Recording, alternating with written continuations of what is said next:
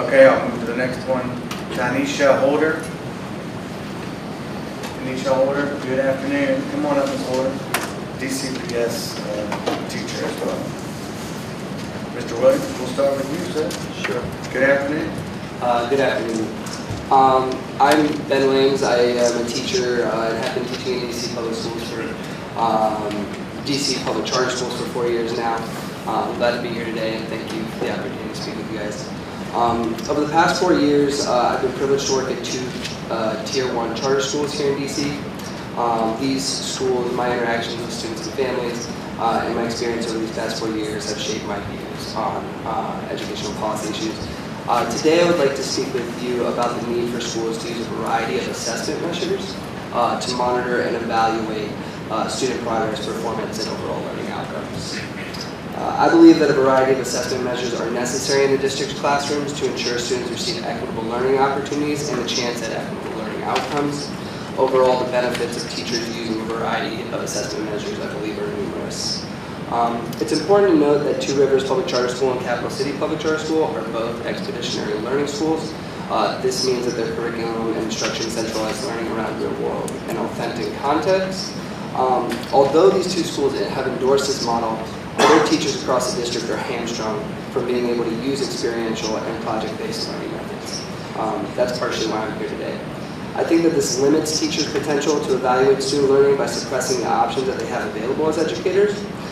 Further, it limits students' range of options in expressing their understanding and in allowing students' interest to drive the curriculum. For instance, at Two Rivers Public Charter Schools, my students created a student-centered newscast to broaden public awareness of the different economic and social impacts of different food systems. And at Capital City Public Charter School, my students, seniors in particular, have designed their own personal learning expeditions. I've seen firsthand how this drives engagement, and also, as previous panelists have said, help students cultivate the social and emotional learning skills in authentic ways. A couple of points to kind of validate and raise the importance of these types of learning contexts and assessments is that according to research by Stanford professor Linda Darling-Hammond and a recent research study by Google, social emotional skills such as teamwork, collaboration, and moral character are increasingly important. Businesses are always looking for employees with people skills and the ability to get along well with others. Therefore, identifying and explicitly modeling these skills tied to clearly defined criteria through rubrics helps students understand that the way you work with others is also important as a learning outcome. I believe that the focus on having multiple forms of assessments allows these outcomes to authentically be developed in the district's classrooms. In these schools, I've also used a standards-based grading approach, and one of the key reasons standards-based grading is valuable is because it allows precise feedback for both teachers and students to inform students' progress and teachers' instruction. Using this grading system, teachers are able to break down standards and target a students' needs based on how well they do on in-class assignments. With all of the controversies over the past year, I think that we should really note that the grades don't always accurately reflect what students have accomplished, and therefore A through F grades, even if used properly, are not an effective tool for measurement nor growth. Therefore, I think that we should push both DCPS and the district's charters to focus on getting students real feedback that can inform their learning and can also be easily communicated with parents and families. I'd simply like to close that on this issue or other issues. I think that it's important for DC schools to work with groups like Empower Ed to promote teacher voice and to build trust with both DCPS and the district schools, and that not only a variety of assessment measures can help promote student learning and engagement, but can also help facilitate trust within school communities. Thank you. Well, thank you very much. Alice. You got it. Good afternoon. My name is Kristen Payness, and I'm closing out on my 6th year of teaching. I formerly taught in DCPS, and I'm currently teaching at a DC charter school in the Trinidad community, and I'm also a member of the Empower Ed Teacher Council. In 2015, I eagerly joined DCPS as a transplant from Houston, Texas. My mentor told me that if I wanted to remain in a traditional public school system and obtain strong professional development, DCPS was my best option. In many ways, he was right.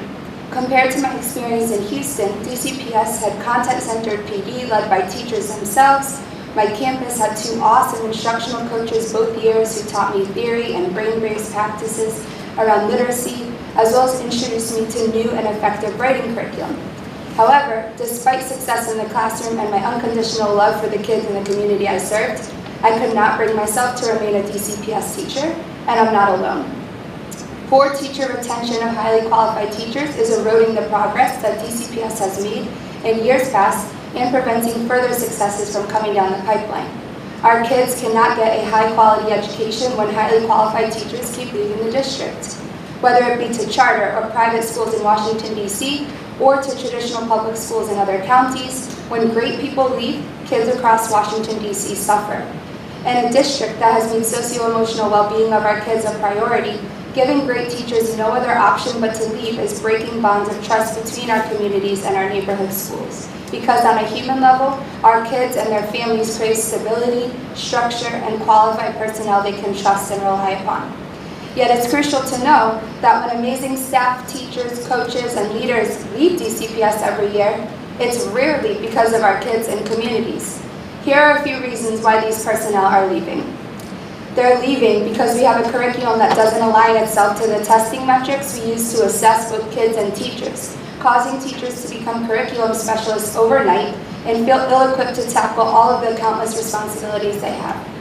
They're leaving because their evaluations are based on how closely they align themselves to their administrators' agendas, instead of being evaluated objectively on their effectiveness with instruction and implementation, thus devaluing some of our most qualified educators just because they've dissented against their school leaders' initiatives or asked too many questions. While DCPS says they retain over 90% of effective teachers, most DCPS educators will tell you this is a drastic misrepresentation told in a vacuum. They're leaving because every year there are new promotions of minimally effective classroom teachers to coaching and administrative roles based on cronyism, thus destroying school culture. They're leaving because we have unethical school leadership at the campus level. Leaders who lack transparency around budgetary spending on grants received for school-based programs and who promote their friends. I come from a family of traditional public school educators who, like me, believe very strongly in the idea that kids and their families should be able to go right down the street to their neighborhood public school to receive a top-tier education. We need to keep hearing from our teachers and partnering with groups like EmpowerEd to ensure teacher voice is paramount in promoting better school climates and thus retaining our best and brightest staff at all levels. Our kids and families deserve it. Thank you very much. Ms. Henry. Good afternoon. Good afternoon, I'm Carmel Henry. I'm a DC Public School teacher, a member of the EmpowerEd board, as well as a community activist. So the mission of DCPS is to help every student and every child reach their full potential. According to DCPS, it offers 3 options for students who need additional coursework to get back on track. Option 1, enroll in credit recovery. Option 2, re-enroll in the original credit course. Option 3, enroll in the Opportunity Academy. Current attendance policies tie student promotion to compliance and not mastery. So my focus today will be on the attendance policy in DC Public Schools. Measuring mastery is important, however, mastery should not forego attendance requirements. I support the current practice of linking attendance to student promotion. As a current DC Public School teacher, I believe that attendance is correlated to mastery of the content material. In my 4 years of teaching in DC Public Schools, I have yet to witness a student master history without being in the classroom. A physical presence is needed. Students also need to learn that being in class is essential for learning and is essential for showing up in life and being successful. It is my recommendation that DCPS continue to implement its current attendance policy and put measures in place to improve student attendance. Furthermore, it is my recommendation as a DCPS teacher that students who are chronically truant be excluded from teachers' impact evaluations. The Partnership for Assessment of College Readiness for College and Career, commonly known as PARC, assesses student learning throughout the year. Teachers in Group 1 of the Impact program receive 35% of their yearly evaluation based on students' test scores. All students, even those students who are chronically truant, are mandated to take this examination. It is unfair to teachers to receive an evaluation based on students who are not present in the class. It is my continued belief that teachers understand what policies and practices best meet the needs of their students. The teacher voice must be heard. And it is heard in organizations like Empower Ed. Although the road to rebuilding the community's trust in DC Public Schools is going to be long and bumpy, it can be done through positive collaboration with City Council, with OSSE, DCPS, community leaders, parents, students, organizations like Empower Ed. Teachers can lead the district in restoring the community's trust in the public school system. Thank you. Thank you very much. Ms. Holman. Good evening. My name is Tanisha Holder, and I'm a DCPS high school teacher and a member of the Empower Ed Teacher Council. Washington, D.C. spends $2.2 billion, or 25% of our general budget on education annually. We have spent 10 years on attempts at education reform, yet the achievement gap is widening and deficit thinking is growing. There is still time to fix the issues. What if we tried to address the achievement and opportunity gaps by being truthful about where students are and targeting our instruction? If efforts are made to provide instruction to cater to the needs of different learners in terms of their skills and interests, and testing is diagnostic, aimed at providing intervention and not categorizing students to a subpar performance level, we can make progress. Imagine a classroom where students learn cooperatively, where differentiating meant teaching one topic differently as opposed to teaching different topics at one time to students at varying levels. Where student performance means more than behaving well enough to receive recognition, but developing behavioral life skills and deep interest in the content. Where progress isn't meaning pass the test and move on, but skill sets improved and equip students with tools to approach the next set of challenges confidently and uninhibitedly. I propose the utilization of cohort classes where students are grouped using results from the Lexile readability level, amongst other things, that would identify exceeding, meeting, and approaching level learners. I suggest using the Lexile level because it focuses on semantic and syntactic structure, eliminating cultural confusion for students of varying backgrounds, providing students and teachers with a plethora of options to utilize during instruction. There are websites such as commonlit.org, which provide teachers with reading resources to aid with increasing a student's skill set. After identifying students' current Lexile level, students would then be grouped based on strengths and opportunities, where they can cooperatively engage with each other and advance to higher levels. This would happen within any grade level, meaning cohorts for pre-K students to 12th grade students. For example, pre-K .1, .2, .3, .4 to 12th grade. Keeping students within their current grade but equally performing peers reduces the likelihood that students of any grade would be made to feel inadequate.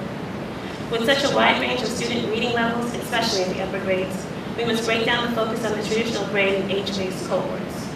It is imperative for the benefit of our city to center education around the different learning styles of our students and appreciate the perspectives they offer to produce not only better performing students, but also students who are confident in their acquisition of knowledge. Envision such a plan being implemented through offering teachers a small stipend for summer testing of returning and newly registered students, using the Lexile scoring system coupled with the learning style inventory. The benefit of such a program is that actual differentiation wouldn't just be a dream or a buzzword, but would actually take place, not just by level, but by method of delivery, learning style, and more. Teachers would be able to rotate assignments between achievement levels of students, and the extra time would afford teachers a chance to make a good lesson better, and a better lesson the best. Student productivity would increase because instead of hiding progress from our students, they would be driven by the desire to continue making progress to achieve the next level assignment or take part in activities granted to students of other cohorts. Testing would take place on a rolling basis, and teachers who opt to utilize a planning period to assist would receive administrative pay for the time period. This would reduce taking huge chunks out of the school year to focus exclusively on testing, and it should replace and not be added to current testing. This would address the needs of students who have fallen behind the curve. Cohorting has unfortunately received a negative connotation. Very few studies have effectively followed and produced data on schools who use a cohort model. Cohorting has become synonymous with restricted opportunity, so we don't even bother pursuing it. Yet these views are based on a rigid design system. Learning should never be a rigid process. Albert Einstein said, everyone is a genius, but if you judge a fish by its ability to climb a tree, it will spend its whole life believing that it is stupid. Why are we perpetuating this model of thinking? Students only become engulfed in this pattern of low performance because we have created an environment that limits them, and it subconsciously shows them that they don't deserve a better opportunity. Thank you for your time. Thank you very much, and thank all four of you for being here. This is, I think, the first time I've had so many teachers engaged in a hearing, so I really appreciate you guys coming here. And you've said a lot in these four testimonies, so I can't pretend to have totally understood every single thing that you've said, but you'll have to bear with me as we go through this with my team, and we'll be engaging with you on these issues. I think, to begin with, I'll just start with the last testimony, Ms. Holder.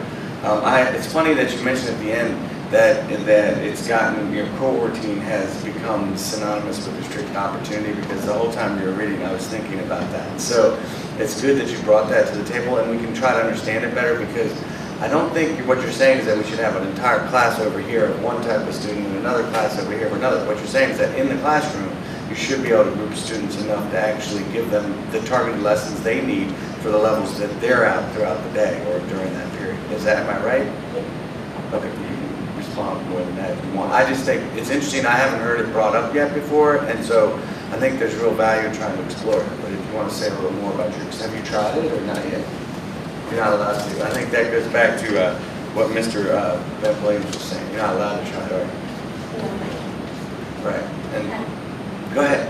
We haven't been given the opportunity to, and in my classroom, I'm a first-year teacher at Dunbar High School, so my instruction was more so focused on understanding my students and then grouping them, but again, we have impact, so grouping them accordingly, the way I do it at least, is negatively impacted against me. That's wrong. So what did you teach? What do you teach? I currently teach technical writing and creative writing in the class. Okay. To all grades? Yes, 9th through 12th. Okay, so I wish I could go through each of your suggestions. One thing I do want to note is that, Ms. Paonesa, your list of why teachers leave DCPS is something that I've heard throughout the years, but never in a straight list like this. What I'm going to ask people to do is give me more of those. I'm going to take your list, but I want to hear more ideas. I want to hear more thoughts. Why are teachers leaving? From teachers, from your friends you know that have left. Ask them. Send it to us in an email or call us with the information. And what I would like to do is I would like to give DCPS this list and say, all right, you say this isn't happening, or you say this isn't what the reasons are, let's go through each one together and figure it out. Would that be fair? I got a lot more for you. You do? Yes. All right, well, that's good. Well, bring them on. I think that's really helpful for this committee to have that. I'll share it with my colleagues, and we'll go from there.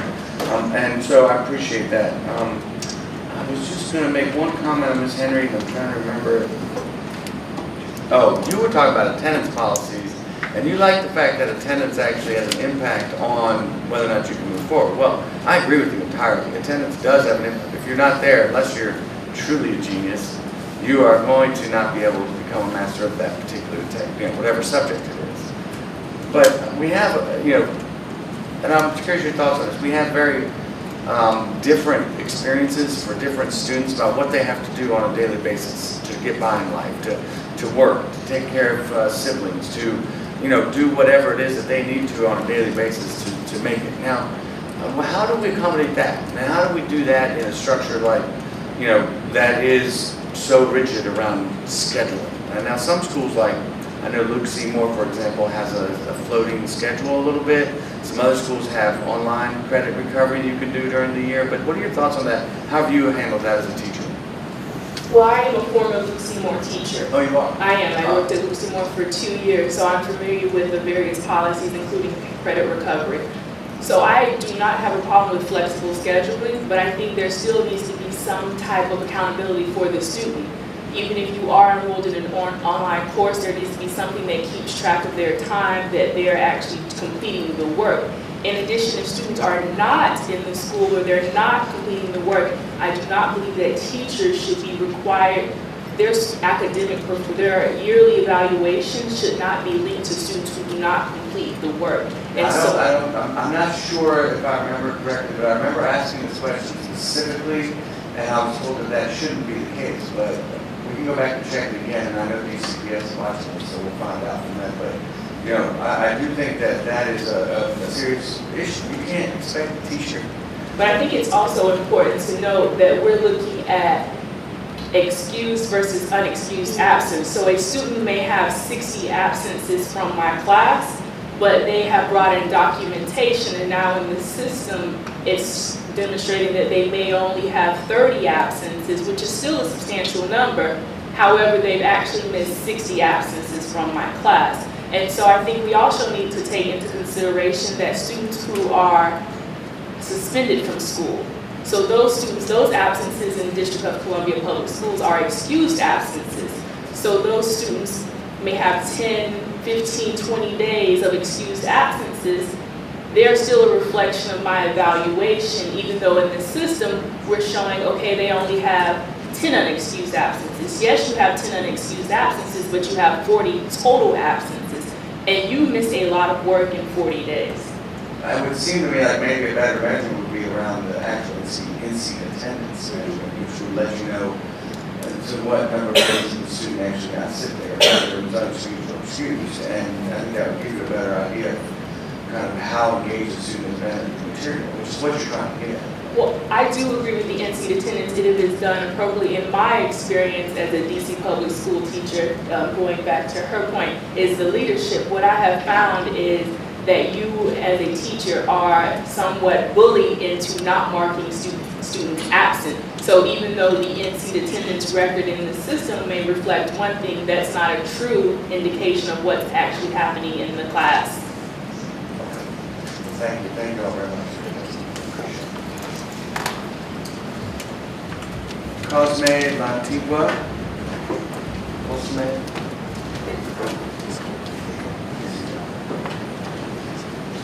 Mr. Bagbohoon, are you present now? David Osborne, Director of Expanding America School Project, Progressive Policy Institute. Mr. Osborne, come on up. And I have one more seat, Isabella Miller. Isabella Miller here. Deborah Shore. Shore. Letitia Roberson Mark.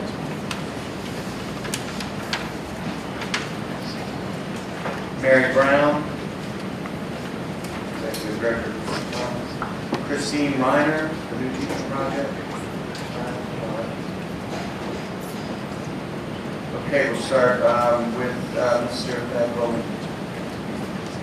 Whenever you're ready, put on your microphone and we'll begin.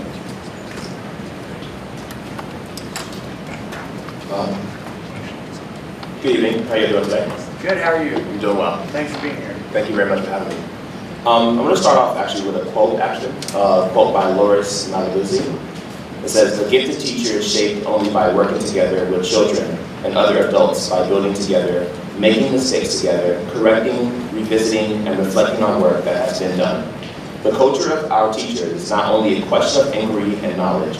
I believe it is also expressed through a certain style and approach to intelligence, imagination to children's need for affection and security.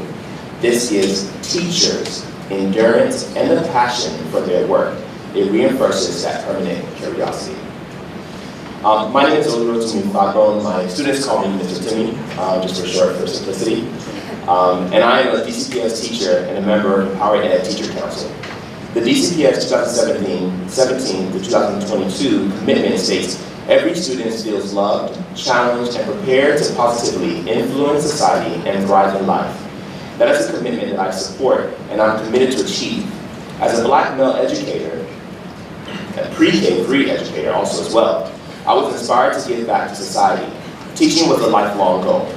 I committed myself academically and professionally to become a value-added member of the DCPS community and be part of the change that ensures that every student reach their full potential through a nurturing environment. Of course, as a fourth-year teacher, 3 within DCPS, I have come to a realization and understanding that a nurturing environment in a classroom is only achieved if the school is nurturing to its teachers as well. At my elementary school, we started the year off strong. We focused on home visits, which established a nurturing process that is critical for relationship building and success. In addition, home visits creates a partnership with the parents that extends beyond drop-off and pickup. Continuing that environment should not only start and end within the classroom. Yes, today I am here to speak to the environment that plagues too many teachers.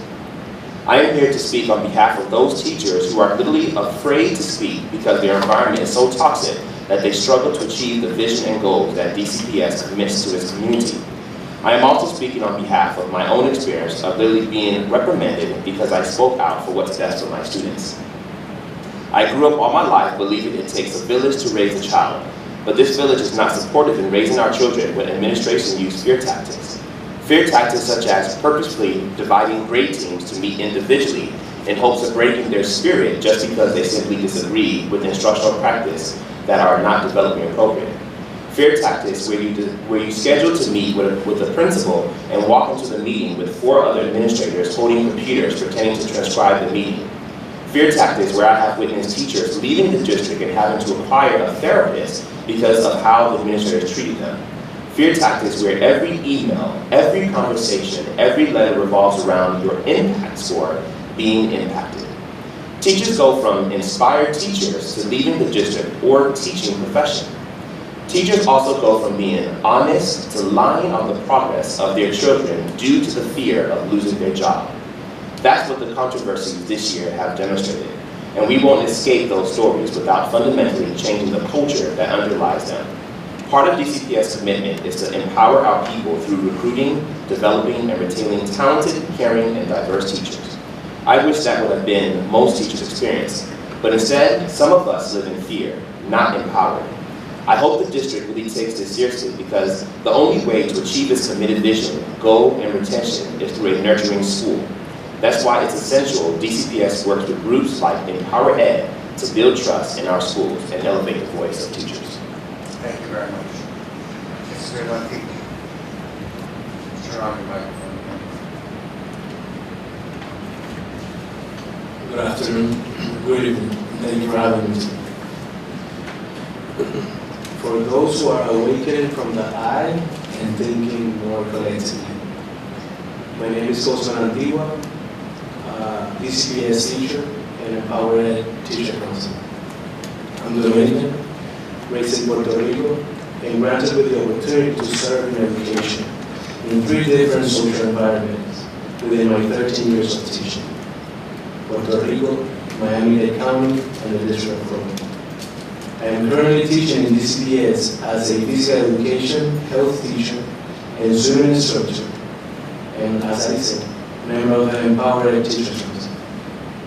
For the past 7 years, I have been witnessing a decrease in students' willingness to be an active participant and protagonist in their learning process. When asked why, the common answer is a lack of meaningful content connected to their real-life situations. I remember taking my health class students to 2 well-known grocery stores very frequented by our school community with the task of utilizing a specific budget out of a series of activities to identify the real economic situation at home, while comparing how accessible healthy choices really are. The store is just around the corner, but our school requires a tedious walking field trips policy that take high school students out, even in the neighborhood. What I didn't know about the policy, enforcing that policy seemed much more important to my supervisor than the teaching process happening when you do your best in bringing meaningful experiences in and outside of the classroom. The conversation wasn't about the experiential learning I was trying to provide my students, but about compliance, period. The business of education doesn't understand what learning means when education takes place.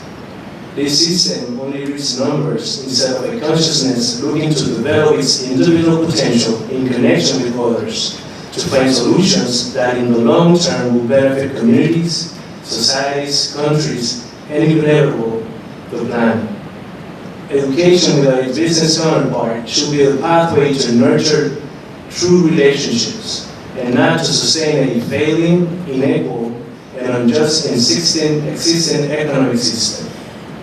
I invite you all, with positions of power, to make a change to implement student-driven curriculums, having our children as a real priority, and to reduce the class ratio for an effective learning experience among many other issues.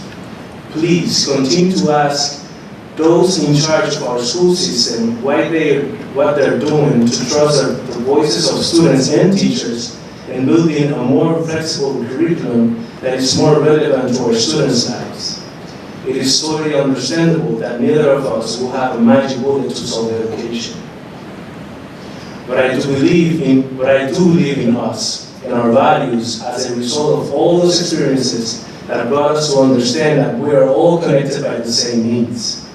Education is a pillar to shift from this present imbalance towards the enjoyment of sharing all the wonderful outcomes in a society where everyone takes care of each other. I might not have a more technical collegiate vocabulary to add strategic solutions, but I do have a home advice. We have to listen to the voices of educators to improve outcomes.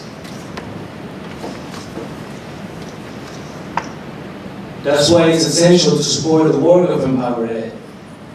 If you are in a leadership position and find these ideas that are emerging in dialogues around the country as a utopic case, then please allow other souls with more light, optimism, and connectedness to at least try to plant seeds of hope in those who are ready and eager to assume this role. Thank you. Thank you very much. Appreciate you guys coming to me. Mr. Osborne? Dr. Sowers? There you go. Thank you for this opportunity to testify. I'm the author of a recent book that examined education reform in Washington, D.C. in depth, called Reinventing America's Schools, Creating a 21st Century Education System. I'm also the director of an education reform project at the Progressive Policy Institute here in D.C. In my view, DCPS has made great progress over the past decade, especially with middle-class kids and white kids. Its failure has come with at-risk children, many of whom are African American. There's lots of data you can look at, but perhaps the most trustworthy is from NAEP, the National Assessment of Educational Progress, because there are no stakes attached to that test, so there's no reason to teach to the test or to spend special time preparing students. Since 2007, as you know, DCPS has seen large gains in average NAEP scores across all subjects and all grades for white students and students who are not eligible for free or reduced price lunch. Indeed, of 25 districts that measured this in 2017, DCPS had the highest scores for whites and the highest gap in scores between white and black students on all 4 tests. 8th grade African American students ranked 22nd in math and 21st in reading out of 25 cities. The data for low-income students is a little murky because NAEP uses eligibility for subsidized meals as a proxy for low income, and as you know, in DC, any child in a school with more than 40% at-risk students gets a subsidized meal. So that data is not so trustworthy. But there's no confusion with the data on race. As the graphs on page 2 and 3 of my testimony will show you, charters have consistently outperformed DCPS with African American students. You can see the same pattern if you look at the PARCC tests, the results by ward. If you look at wards 7 and 8, as I have on page 4 and 5, the failure of the DCPS schools in those wards is clear. They have hardworking teachers, but the charters have far greater percentages of students meeting expectations than the DCPS schools do. And it just jumps out at you when you look at the charts, as you can see. I think that this failure to educate DC's most vulnerable children is the district's greatest challenge. And I think the data suggests a clear path, which is for the district to use what the charter sector has learned about turning around failing schools. DCPS is a centralized institution.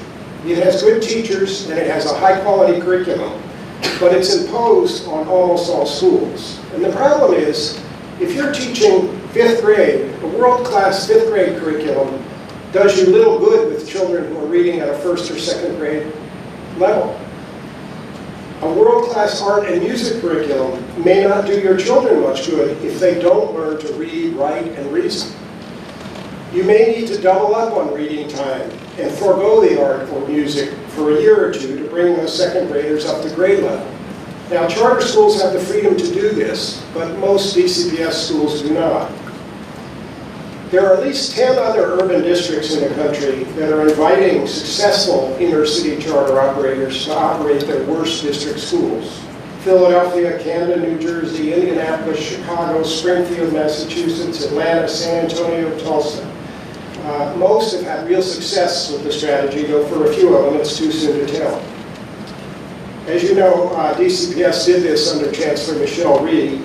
One of those experiments continues at Stanton Elementary, which is operated by Scholar Academies and has been a success.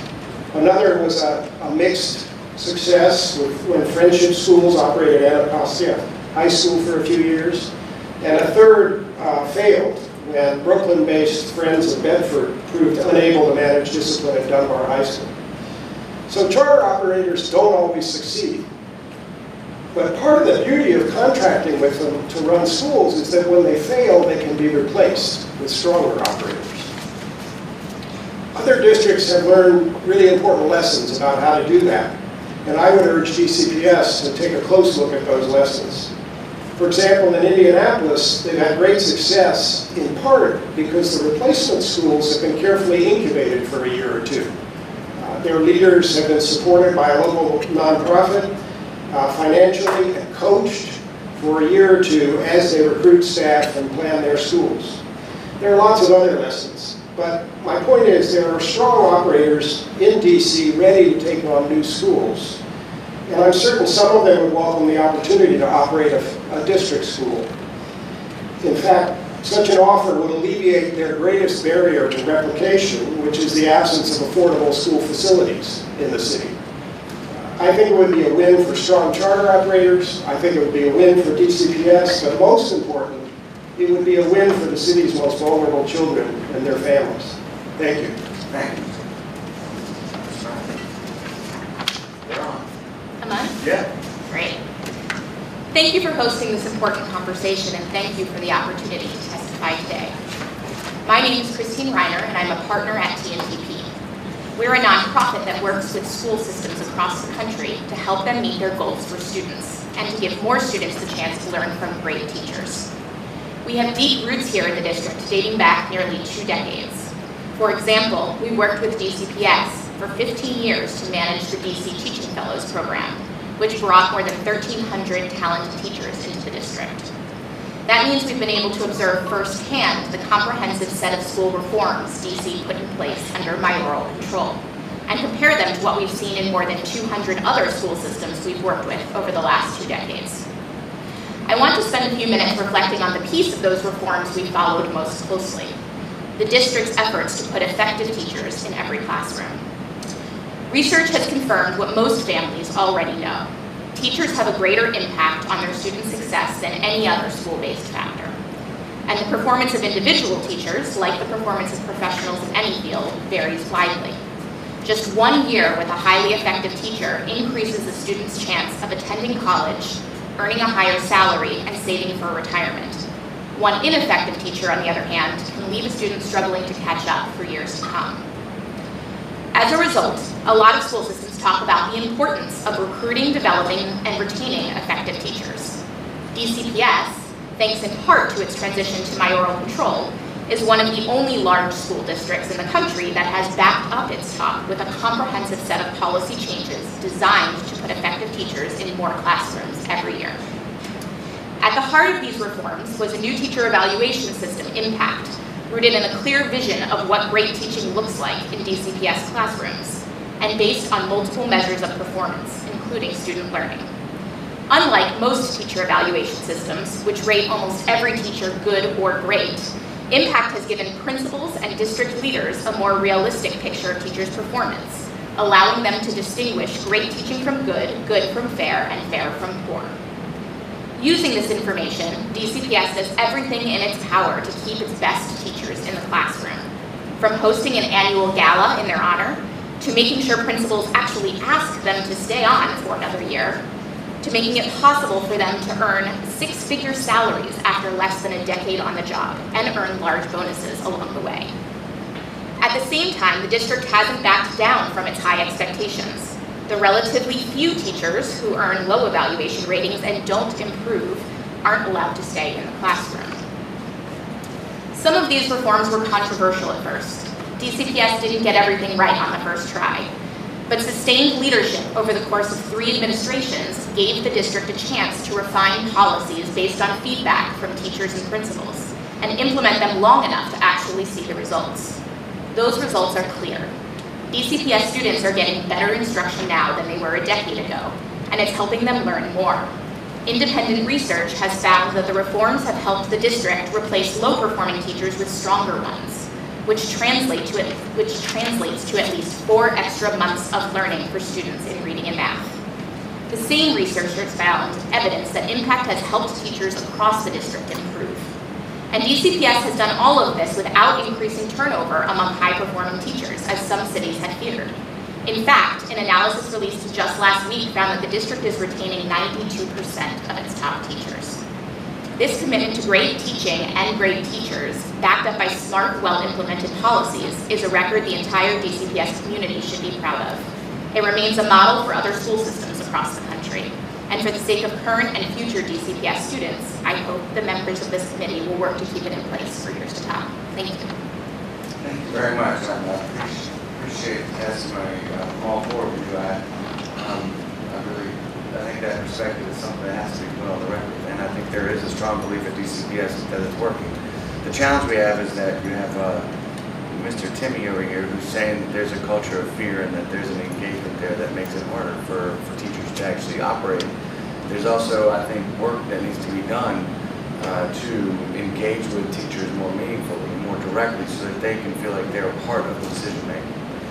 I also believe pretty strongly that the rigidness of the system is something we have to figure out, and no matter how good a system is when it starts, it has to be continually upgraded and changed and fixed. And I would argue that no school system yet has figured out what it's going to take and actually fix our system, because we still have such a huge achievement gap.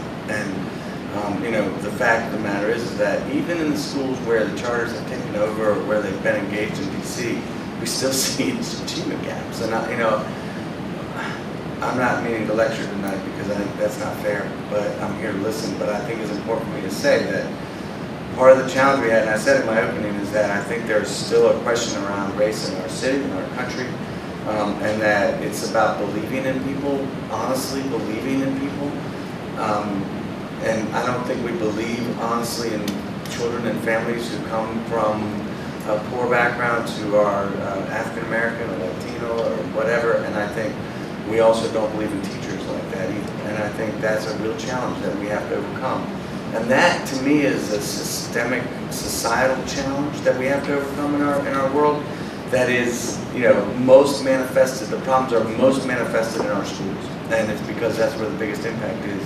Because every child that gets left out there as not being believed in, or every teacher that's not believed in because of race, is left behind in an unfair way. And then our society pays for it forever. And so this is why I do the work I do, because I want to try to turn that around.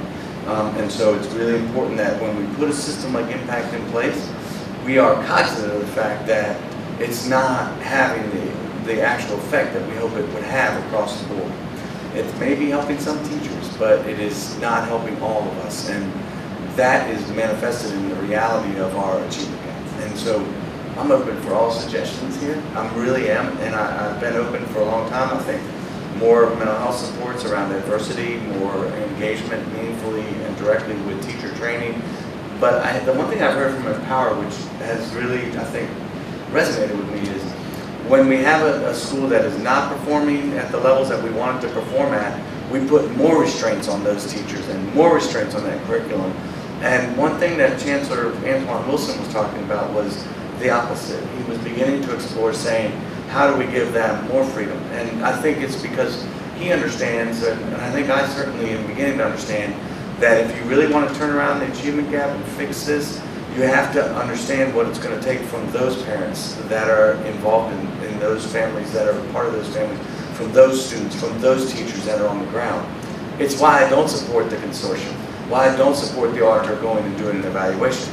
Because if we're going to do an evaluation, I want it to come from the ground. I want it to be on the ground with the people that are most impacted, and that includes students and parents and teachers. And we haven't done that in DC. We haven't. And I'll be honest, I think we haven't done it because we've been so hyperly focused on reform itself and not focused on what's best for students and teachers. Now, are we in a better position today than we were 10 years ago to make these changes? Absolutely we are. This city is in a new place.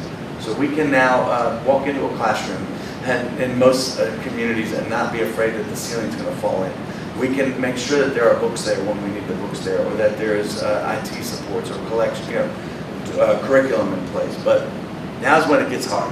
Now's when the rubber hits the road. You've got to actually do the nuanced things that it takes in every community to make a difference. And I know I don't want to go on and on. I wanted to ask Mr. Maldiva, you've taught now in 3 different jurisdictions. And do you see the similar challenges in every jurisdiction? Is it something that the rigidness, the challenge of the system trying to make a change while at the same time trying to have high standards? Have you seen that everywhere, or is it DC different? No, actually, my subject, it's being undermined. It's physical education, right? Everybody thinks that it's a place to play, where the social values of our students are put in practice by simply waiting for their turn to participate. We have the opportunity to tap into those lives deeply as any other teacher, but that space is special. And to me, that's why I talk about the technical language. I can tell you we have the same needs. To me, it's that social aspect, the strategy we'll use, the learning process we will choose in the future to expose their potential will come up from a process of building correct relationships. And that's the need of each educational system.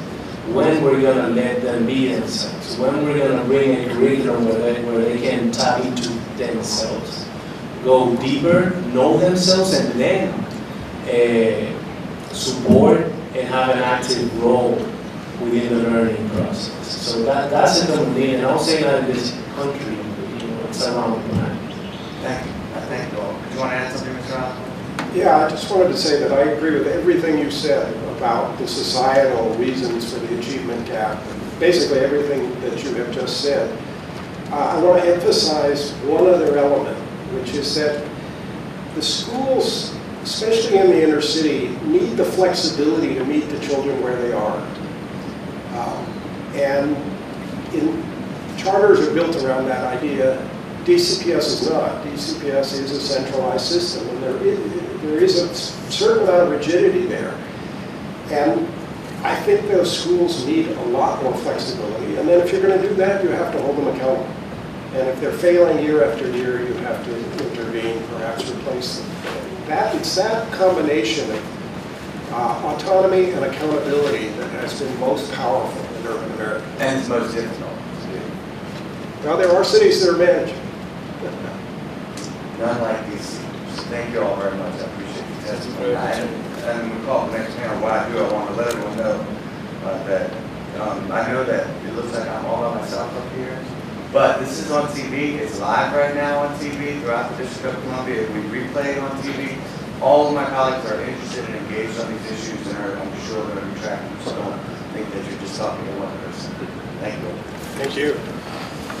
Our next panel is Laura Jimenez, Director of Standards and Accountability for the Center for American Progress. Is Ms. Jimenez here? Carla Reed Witt, Executive Director of the DC Family Council. Josh Boots, Executive Director of Empower K-12. Mr. Boots here. Brandon Fry, teacher at Democracy Prep Public Charter School.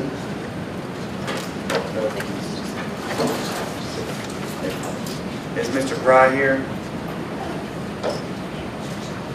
Brandon Whedon.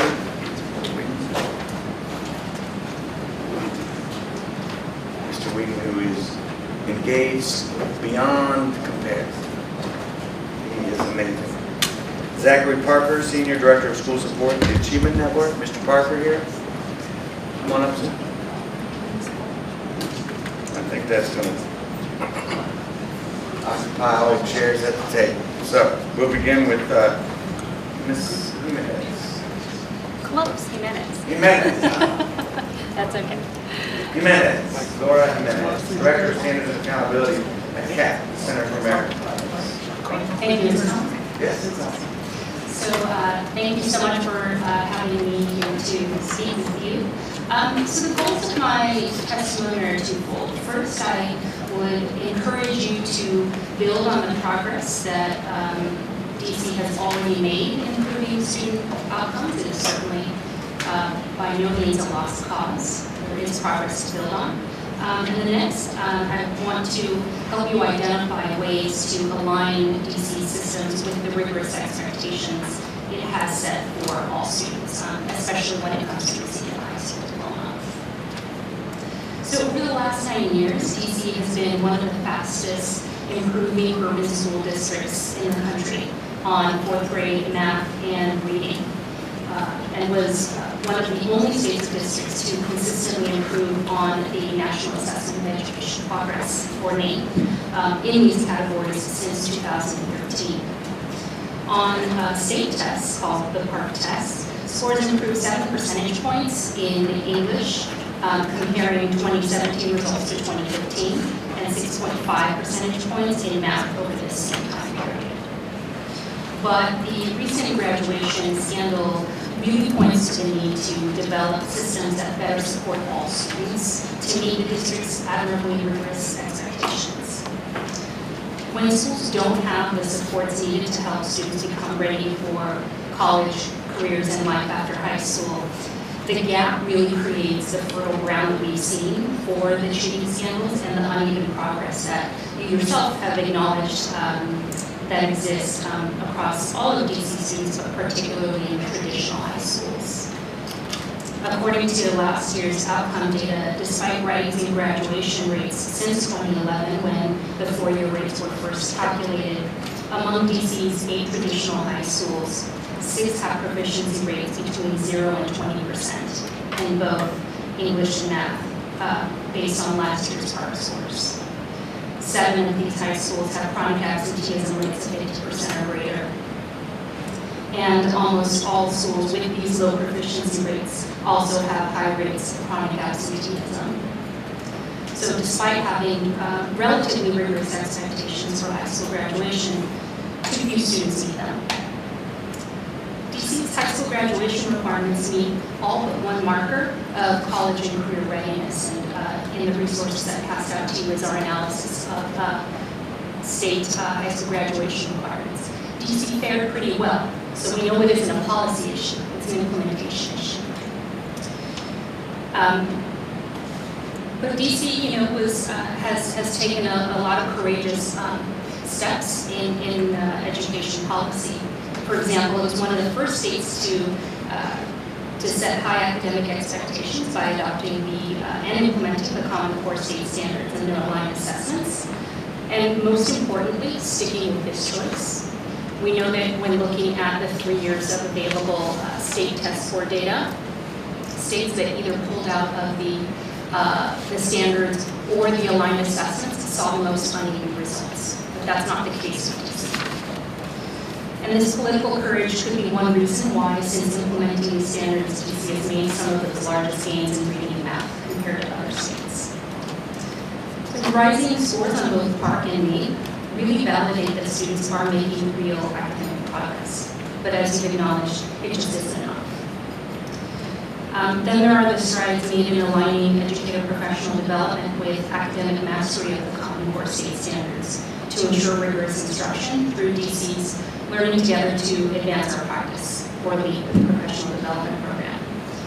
I observed LEAP in action and witnessed teachers digging into each standard to discuss how to scaffold instruction so that all students can access and eventually master the content. And these are exactly the types of professional development teachers need to make the standards real in the classroom. DC has also invested significantly in schools serving low-income students.